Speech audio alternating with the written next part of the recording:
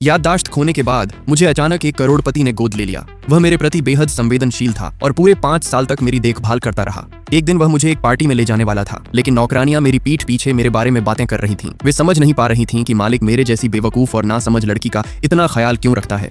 ये सुनते ही उस आदमी ने बटलर को आदेश दिया कि सबको उसी वक्त नौकरी से निकाल दिया जाए। कार में बैठने के बाद उसने मुझसे कहा कि अगर मुझे कोई साइन करने को कहे तो कभी भी हाँ नहीं करनी है, वरना वह मुझे कैंडी नहीं देगा। मुझे लगा कि उसे कैंडी चाहिए, इसलिए मैंने अपनी सारी कैंडी उसके साथ बांट ली। वह पल भर को चौंका, फिर उसकी आंखों में नरमी आ गई। पार्टी के गेट पर पहुंचते ही मैं थकान से सो गई। तभी एक औरत ने सिक्योरिटी को मुझे बाहर घसीटने का आदेश दिया। अफरा तफरी में मेरे सिर पर चोट लगी और उसी पल मेरी सारी यादें लौट आईं।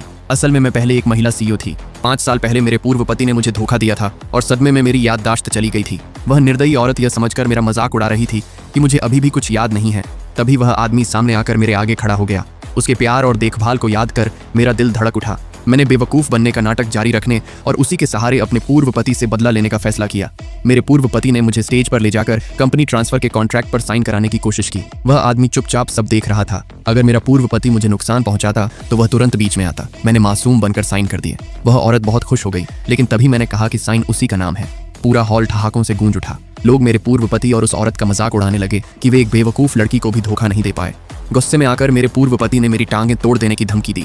तब वह आदमी अपनी पहचान छुपा नहीं सका और अपने लोगों को उसे पकड़ने का आदेश दिया। मेरे पूर्व पति के बदसूरत चेहरे को देखते हुए मैंने चुपचाप अपनी उंगली की अंगूठी घुमाई, फिर हाथ उठाकर उसके गाल पर जोरदार थप्पड़ मार दिया।